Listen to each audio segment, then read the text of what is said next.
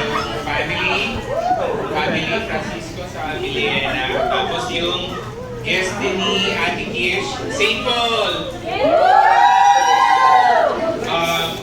USB.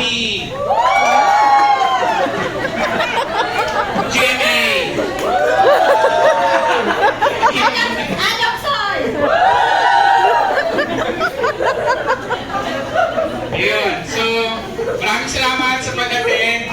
Kahit na traffic dahil dun sa parade. Actually, part yun ng celebration. Doon ko na sila pinakain sa circle. Ayun ka man.